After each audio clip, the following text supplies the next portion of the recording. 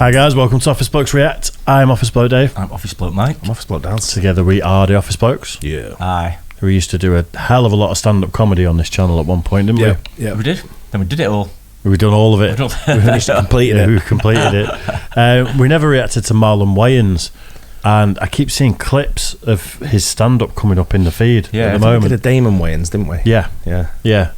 But they just keep coming up, and they've got crazy views. Like this, in a couple of months, is in the millions of views. I haven't seen anything from Marlon Wayans for ages. I used to see a lot of the Wayans. The Wayans Brothers show. Yeah, I was never aware of that. I'd sort of not really heard of him before, so pretty new to me. No, but let's give it a try. Absolutely, why not? Marlon Wayans, I had a crush on Jada until. I've known Jada Pinkett Smith since I was 18, 19 years old. I met her backstage at In Living Color, my brother's TV show in the 90s.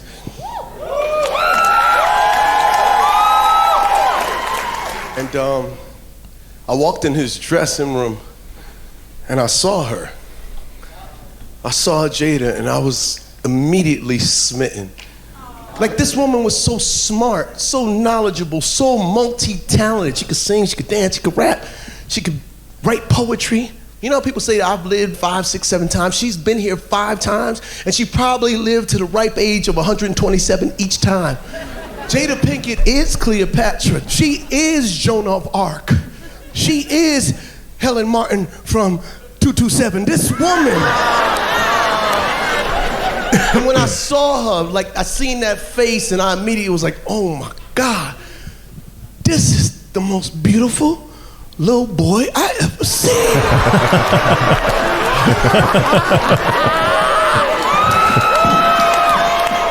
No, because she ain't got nobody. Y'all know this woman. She ain't got nobody. She ain't got no titties. She got nipples, but she ain't got no titties. You know what I mean? She ain't got no ass. She got a crack in a hole. We know she shits. I don't know how she sit down. She must keep sliding until she hit the hook on her head. And she's like, all right, right there, good.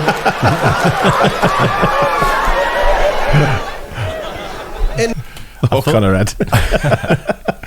I thought it was too wholesome At the start. it had to be a misdirect, didn't it? He's just waiting for the point where he was gonna change. She must keep sliding until she hit the hook on her head. And she's like, all right, right there, good. And I immediately got a number. Me and Jada became like best friends. Like, I moved out to California. She lived a couple of minutes from me. And I spent the night at her house. She was staying the night at my house. We just hang out like 2 innocent little kids. And this woman was so smart. She used to teach me about love. She had power words and descriptions of love when she was 19. She was telling me shit like, love is acceptance. Love is unconditional. Love has no expectations because then you will be disappointed. Love involves devastation. Love is forgiving, and real love is healing. Do you know how hard my little 19-year-old dick was hearing these big power words? But I never told Jada I had a crush on her. I never did. I was always like, you know, I used to play her little songs with like little hints in them. I remember one time I played her Stevie Wonder's Too Shy to Say. And then she played me back In Vogue's Never Gonna Get It. We just became best friends, man. And I hung out with her so much. We used to write poetry, and we share the poetry. Her shit was so like, she had similes and metaphors and shit that public school didn't teach you. I was like, and me, my shit was basic. I was like, I think you pretty. Can I suck your titty? I know it's itty bitty, but that would be litty. I was like, it was funny, like we hung out so much, she felt so comfortable with me, like I became like her gay friend, you know what I mean? Like the gay best friend. I don't trust gay friends to pretty girls. Y'all niggas ain't gay. You are undercover straight, you lying motherfuckers. Cause I played that part, I was like, bitch, let me see your clitoris.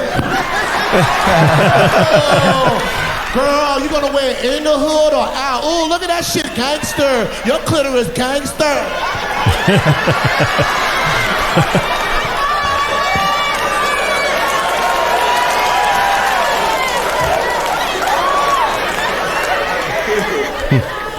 girl, can you teach me how to suck dick on my dick? Come here. Oh,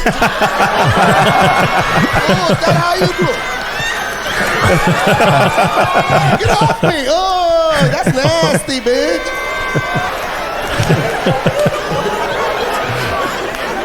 I love me some Jada, man. I did one day, Jada called me up, and she said, Marlon, come through, nigga. We about to take this relationship to a whole nother level.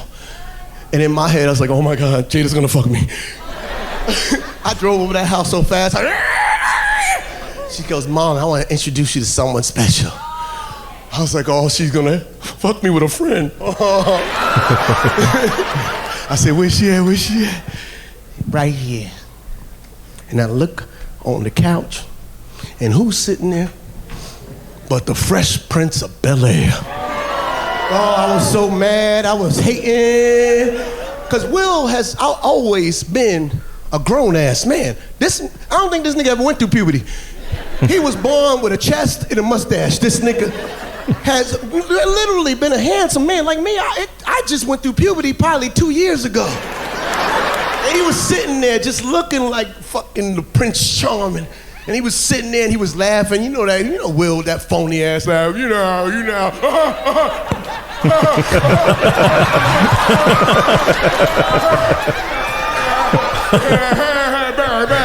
And Jada, she just laughing, with her little frog legs just all dancing all over his lap. And he would laugh and they would kiss, baby. And he'd tongue her down and then give me that mean ass Will Smith smirk down.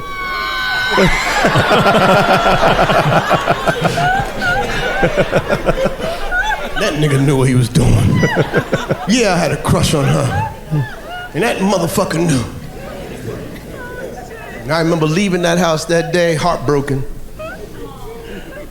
And I learned that love is learning to let go. Because I'm gonna be 100% honest with you, what they had, their connection, that's some shit you see in the movies. Like in those romantic comedies where you go, oh, yeah, that man was her prince. And I couldn't compete with that. They had this connection, man, their spirits was dancing. And they would go on to get married and to be an example for all us black people. You know, we all look to those couples. That shit's important for us as a race, to be able to go those couples that stick it through no matter what. You know what I mean? Not just on TV shows, but in real fucking life. The Barack and the Michelles, the Jay-Z, Beyonce. You know what I mean? The Will and Jada. That shit means something to us, and I gotta respect that. She would help him amount a fortune of damn near a couple of $100 million. They made these two beautiful children. I don't know what planet them niggas is from. But you know what I mean? They are special. Them little, I don't know what gender they are, like them gender neutral, race unspecific. I don't know if they Puerto Rican, black. I don't know if the boy's the girl and the girl's the boy. I don't fucking know. All I know is that they don't speak like normal people. They are brilliant. Brilliant beyond their years. These niggas was born in the Matrix or the metaverse. These are not children, they are avatars. But those little kids are special. And I know why, because their mama's special, their dad is special, and I had to honor that. And for years, I'd be hurt, you know what I'm saying? I'm 50 years old now. Single, still ain't found my queen. And I sit there and I'm like, damn. Maybe that was the one that got away. And I asked God, I'm like, God, show me a sign that woman wasn't for me. March 27, 2022, approximately 10:32 p.m. Eastern Standard Time, which is 7:32 Pacific. God showed me that wasn't the woman for me. Because my woman, if I'm worth a couple of $100 million, my woman ain't gonna let me do no dumb shit like that. My woman's gonna be like, nigga, don't you fuck this money up. Don't you fuck this money up. Nigga, we got a lake in our backyard. I'm not about to swim in a public pool. Sit your ass down. My woman gonna grab my leg like, please don't fuck this body up. Please. No, I don't want it. Please stop it. Please, listen, I don't like Coach. I like Chanel. I know I pronounce it channel, but nigga, don't you fuck this body. I really don't want to pause it anywhere. It's just like, just flowing so well, isn't it? Yeah. First, our dip of the toe into Marlon Wayans' comedy, and I'm thinking I've seen him years ago and he was funny, but I've not seen him for years, like I say, a long time. Funny guy. I wasn't sure if this, because obviously people put things on YouTube at any random time. I wasn't sure if this was pre or post Oscars. I was wondering out whether it was just like a bit of a loving with him, but it's clearly post. It's a well-crafted bit, isn't it? I love it. Even the fact that pronounce it channel. But the bit at the beginning where he's like, I was in love with her, I adored her, and then he just starts slagging her body off. You think with the G.I. Jane joke, that was nothing compared to what he just did. True, yeah. Even the Will I almost paused it at the impression and put it back to do it again, but I thought funny. It was. I don't like Coach. I like Chanel. I know I pronounce it channel, but nigga, don't you fuck this motherfucker.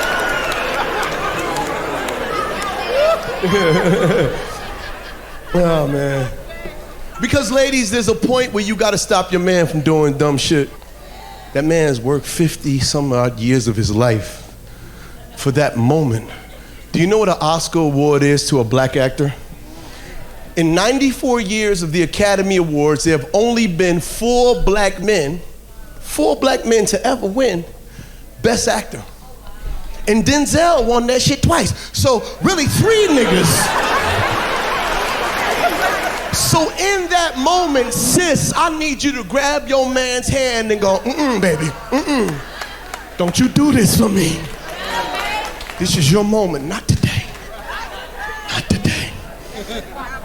But Thursday, we whooping that little skinny nigga's ass. I don't know what happened to Will. It looked like he was enjoying the joke. Right? He cracked the joke. Will was laughing, that phony ass laugh.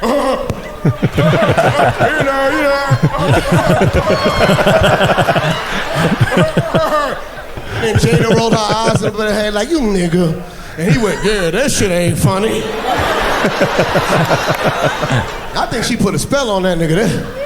She had a Men in Black voodoo doll underneath her chair. Cause that motherfucker out of nowhere, he just changed his whole shit up.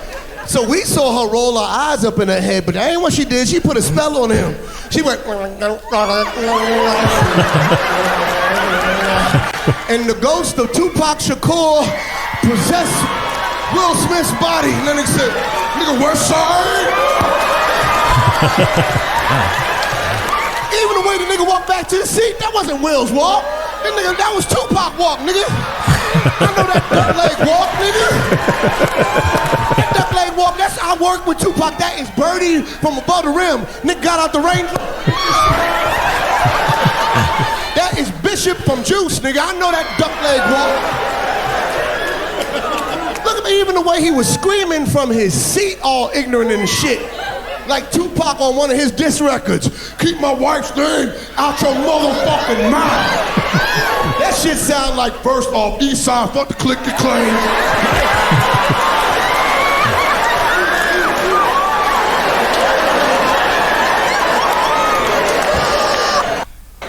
Yeah, very good. Awesome. Yeah, I think we'll have to do a bit more Marlon Wayans. Yeah, definitely give him a go. Yeah, without a doubt. Like I said, I've not seen him for a long time. I've just never seen his stand-up comedy, to be fair. And obviously they've been round for decades, haven't they? As sort of producers and actors and everything else that they do. Yeah, well, I'd say I watched them when I lived in the States. That was back in the 90s, late 90s, early 2000s. So you'd gone about 20 odd years. I think the Will Smith incident's given a lot of comedians a lot of material, hasn't it, over this last 12 months or so. That's a fair point. It'd be interesting to see the rest of the special where it's not about something that's to a degree low-hanging fruit. Even though the job he did of it was absolutely amazing. The way he built it up and everything, the way he went about it, like he was sort of like best mates with him and stuff, but then waiting for the kill. Yeah, but the massive names in the comedy scene. So there's no reason why he's going to disappoint, I don't think. I'd be very surprised if he did. you can't go from something that funny to the rest of the special being mid. There's absolutely no way. I agree. Yeah. But obviously, when he's been working that out somewhere, he's like gone and chatted to other comics at the end, and they've gone, do that Will Smith impression again. You have to get that in again. It's too good. It's good. So that's why I almost paused it at the end of it. I was going to put it right back to the beginning, but I didn't want to ruin the flow because it was just. It's the girl in the crowd as well. Yeah, I know. Preach. He said, I've not met my princess yet. She went, I'm here. Brilliant. Class. Nice. Hope you guys enjoyed it too. Don't forget, like and subscribe, and we'll catch you on the next one. Cheers, guys.